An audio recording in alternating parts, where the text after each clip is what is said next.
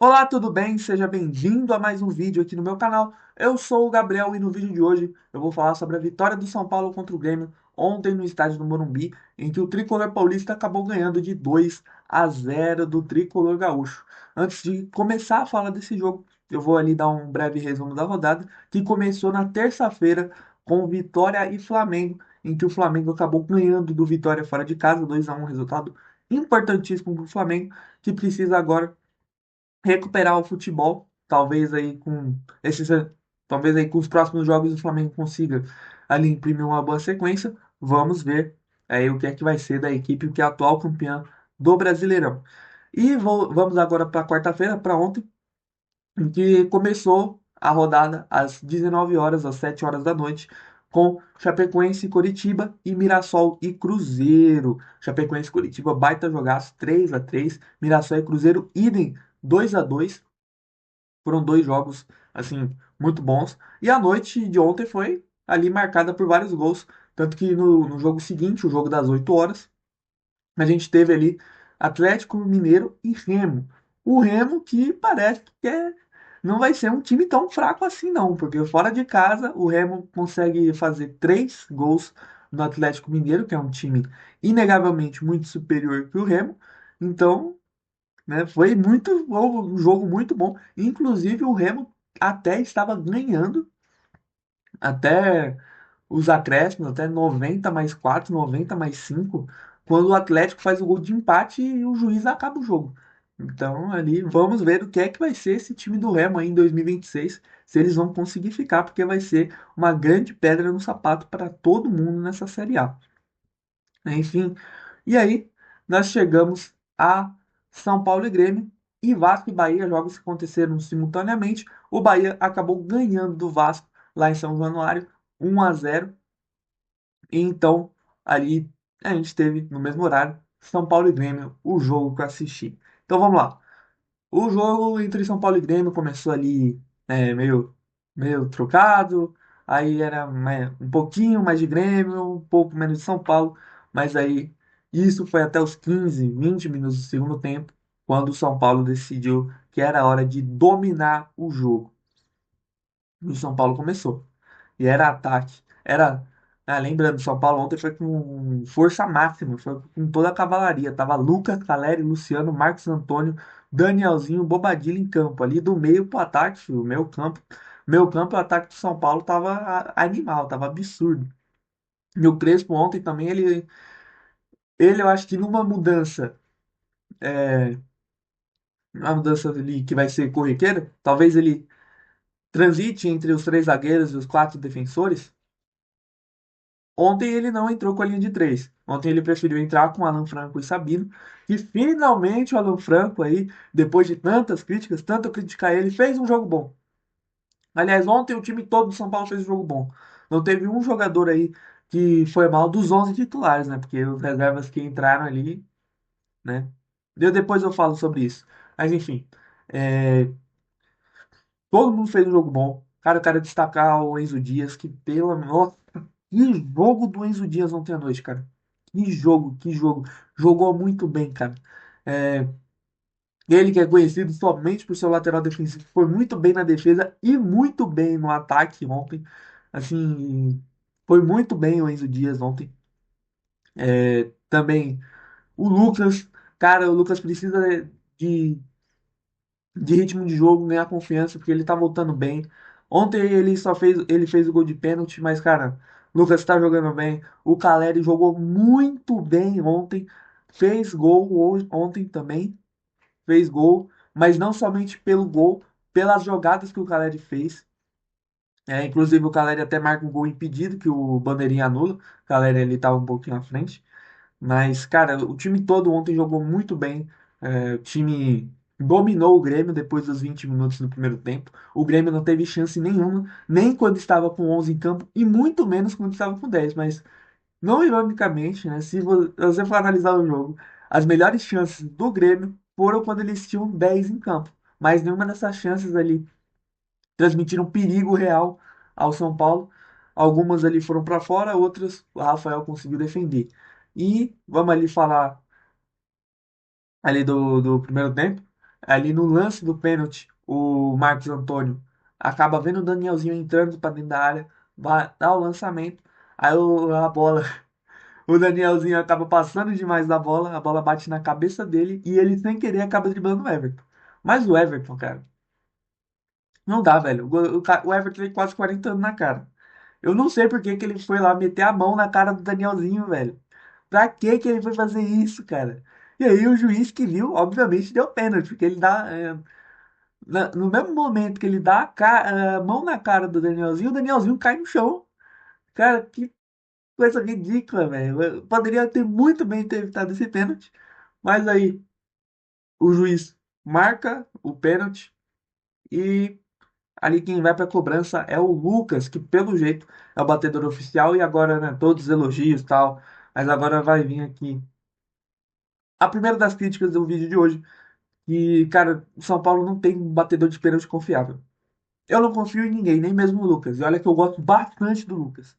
Cara, se tem um cara que eu sou fã desse elenco do São Paulo, é o Lucas, por tudo que ele já fez, pelo que ele significa para o São Paulo e por tudo que ele já fez pelo São Paulo.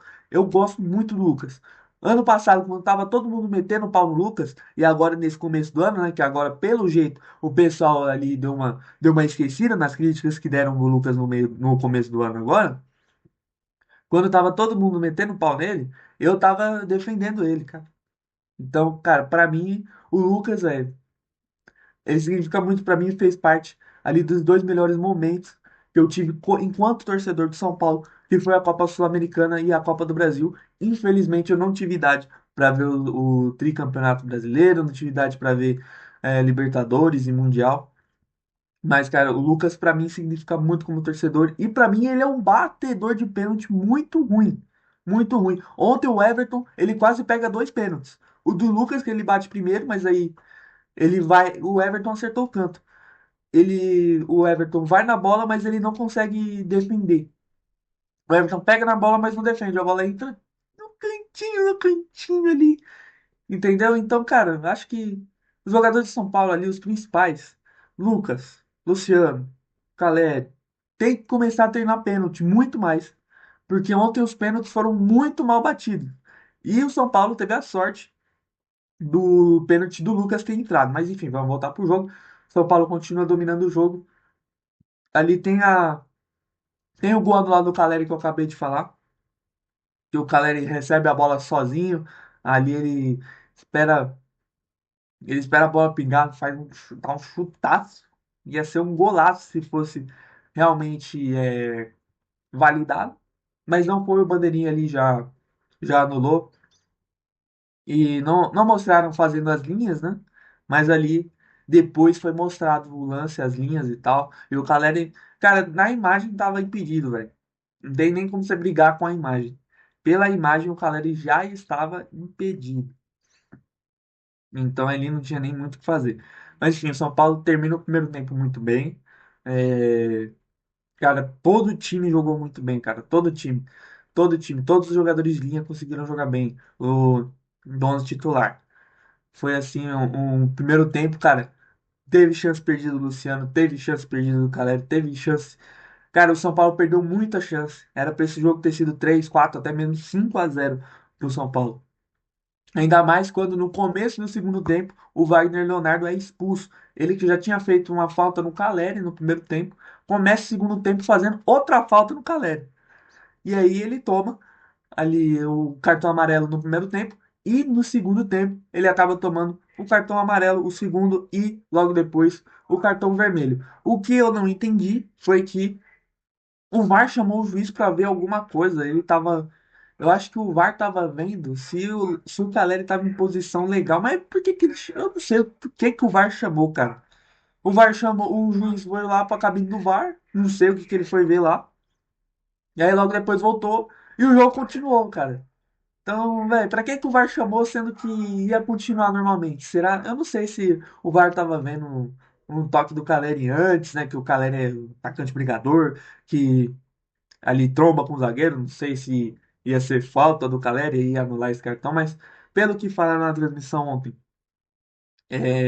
Lance de segundo cartão amarelo, o VAR não pode interferir, então não sei por que que o VAR foi chamado, mas enfim. O importante é que o Wagner Leonardo foi expulso e aí o jogo se abriu muito para o São Paulo. O São Paulo, a partir desse momento, a partida já devia ter os 3, 4, 5. O São Paulo devia ter feito ali até pelo menos os 6. E o São Paulo acaba. A expulsão do Wagner Leonardo acabou com o jogo do Grêmio, essa é a realidade. O Grêmio, que com 11 jogadores já estava sofrendo para marcar o São Paulo, já estava sofrendo ali para combater o São Paulo, com 10 jogadores ficou pior ainda, cara. Muito, muito, muito, muito espaço para o São Paulo. Espaço esse que já tinha. O São Paulo estava conseguindo trabalhar com os jogadores muito bem a bola e com 10. Com, né, a força máxima. Era a cada jogada. E aí, depois da expulsão, ficou mais fácil para o São Paulo jogar. E saiu, eventualmente, o segundo gol. Um contra-ataque, a bola tá com o Lucas manda pro Luciano ali na ponta direita. Luciano que dava para ter chutado sim, mas ele prefere passar pro Caleri que tá livre lá dentro da área. E o Caleri faz o gol.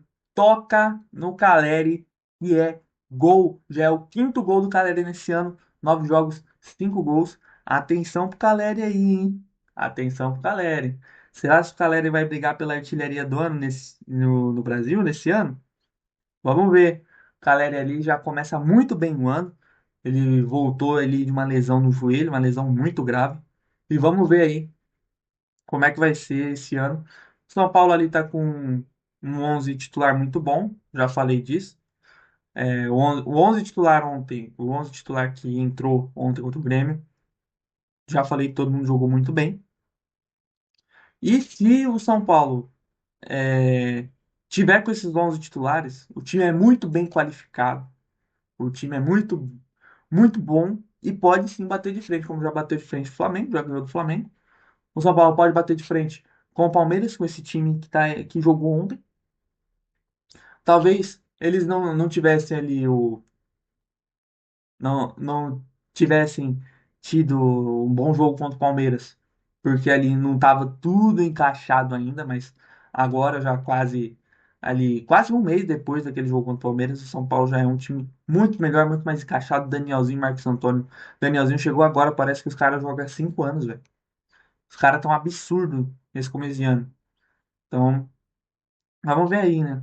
Ô, Ancelotti, dá uma chance aí pro Marcos Antônio, hein? Leva o Marcos Antônio pra Copa do Mundo. Tá jogando muito, que acabava saindo. E ali a gente tem o outro pênalti. Foi um pênalti ali também que dava pra ter sido evitado pela defesa do Grêmio. Cara, o jogador do Grêmio acaba literalmente empurrando o Luciano dentro da área. E os caras ainda falam que aquilo ali não foi pênalti. Os caras do Grêmio, não foi pênalti não, foi pênalti não. Tá de brincadeira, mano. O maluco empurrou o Luciano dentro da área. E aí, o Lucas, antes da cobrança, estava ali conversando, ele, o Luciano. Tava, eu não sei se era o Lucas Ramon, se era o Enzo Dias. Enfim, tinha outro alguém ali naquela conversa. E o Lucas, ele dá a bola pro Luciano para bater. Foi ele que sofreu o pênalti. O Lucas tem essa ação aí, né? Pô, o cara sofreu pênalti, eu já fiz. Então eu vou dar a bola aqui pro cara tentar fazer o dele. E o Luciano vai, cobra. E o Everton defende. Então desse depois dessa defesa de pênalti, cara, o jogo ficou totalmente morno. O São Paulo dominando a posse de bola. Era assim: o São Paulo atacava a defesa do Grêmio, jogava a bola pra frente, o São Paulo recuperava a posse, e aí era esse ciclo eternamente o jogo todo. O resto do jogo todo foi isso aí. O São Paulo trabalhando a bola, aí às vezes tentava o lançamento pra né, pegar a zaga desprevenida, já que tinha menos gente. E aí a defesa do Grêmio recuperava, jogava a bola para longe e o ciclo se repetia. Como eu já falei, o ciclo se repetiu o jogo todo. E aí, o Crespo é a grande crítica que eu tive. Um grande. Pô, mano, pra que o Crespo fazer essas substituições em específico? O Crespo, ele tira ali o Lucas, coloca o Tapia.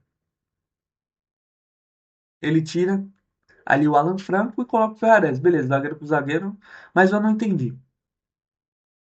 O Alan Franco pelo Ferrarese talvez até possa ser entendível, porque o, Talvez o Alan Franco tenha se lesionado, não sei. Ninguém falou nada na transmissão se o Alan Franco se lesionou, se ele pediu pra sair. E... Mas, cara, não dá, não dá, não dá, não dá, não dá, não dá, não tem condições, Tapia, velho. Não tem condições o Tapia. Não tem. E no jogo ganho. O São Paulo ele ia ganhar aquele jogo. O Grêmio não tinha força pra empatar. O Grêmio não tinha força nem sequer pra fazer o gol do desconto. Porém, tendo Luca, tendo Pedro Ferreira, tendo ali o Mike também, ali os jogadores da base, em vez de dar minutos, principalmente pro Pedro Ferreira, que acabou de subir, tanto o Luca quanto o Mike já jogaram ano passado, o Mike até algum. Acho que o Mike até em algumas oportunidades em 2024 acabou jogando também.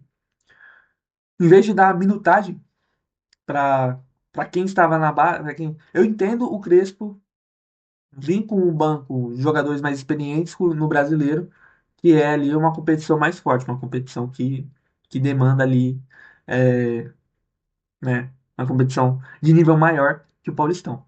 Mas, cara, a partir do momento que o São Paulo tá com 2-0 no placar, que o São Paulo tá com um jogador a mais em campo, ele não colocar o Luca e o Pedro Ferreira logo de cara, não dá, cara. Não dá. Essa era a chance perfeita pro Pedro Ferreira ganhar muitos minutos. Ali o Pedro Ferreira, que teve só 5 minutos de jogo contra o Primavera, agora ele teve 9, 10 minutos. Cara, qual que é o sentido? O Pedro Ferreira só foi entrar depois. Então essa é a minha bronca com o Crespo.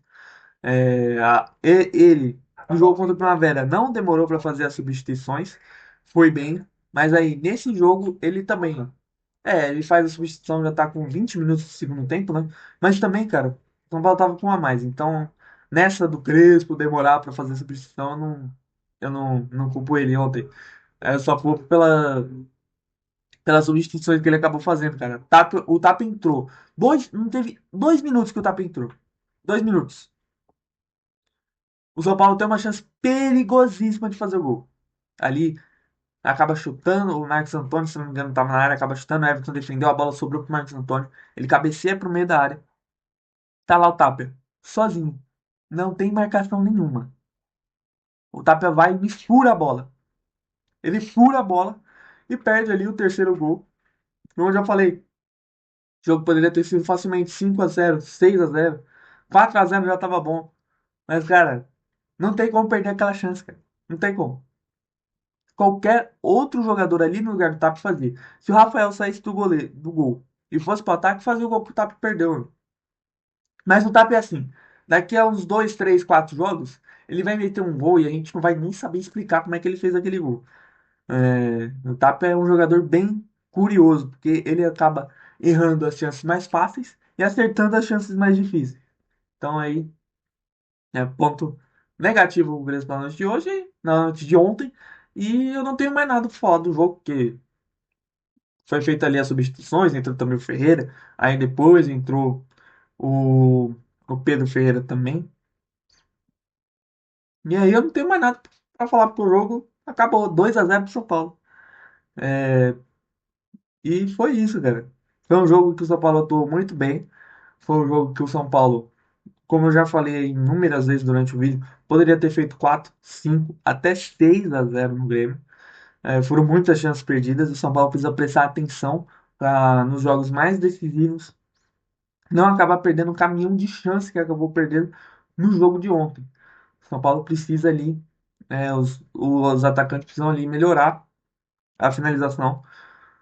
A construção de jogadas está excelente. São Paulo está conseguindo jogar com a bola no chão, está conseguindo ali passes, está conseguindo troca de jogadas, ter o domínio da posse de bola. Isso o Crespo está trabalhando muito bem com o time e é um time que tem essa característica de ficar muito com a bola, de trabalhar a bola. Meias como Marcos Antônio e Danielzinho, tanto o Bobadilha também, eles gostam disso. Então, o elenco tem a característica do estilo de jogo do treinador, mas aí falta, obviamente, alguns ajustes para se fazer. Um desses ajustes aí é na questão da finalização das jogadas, em que a finalização agora, né, precisa ser melhorada, não está muito boa assim.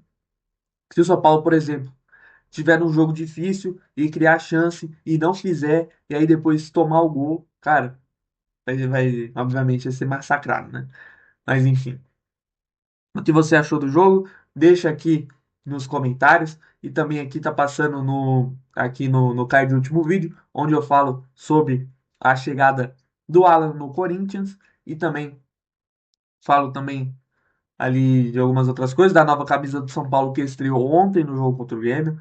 Ali a camisa polêmica, tá dando o que falar, não sei o que vão fazer, se a camisa vai ficar ali mesmo ou se os conselheiros vão lá no estatuto. Também ali falo da possível punição do Andreas e do Luiz pelo o que eles fizeram lá na Arena Corinthians, né? Enfim, fala sobre isso e tudo mais ali no vídeo, no último vídeo. Então, se você gostou desse vídeo também, já lá, confere lá aquele vídeo também. Então, esse foi o vídeo. Espero que vocês tenham gostado. Se você gostou do vídeo, deixe seu like, deixe o seu gostei aqui embaixo. Do lado do gostei tem um botão de se inscrever. Então, inscreva-se no canal. E também, além de se inscrever no canal, deixa o sininho para você não perder mais nenhuma notificação do canal. Então, esse foi o vídeo. Mais uma vez, espero que vocês tenham gostado. Então, valeu, falou, fui!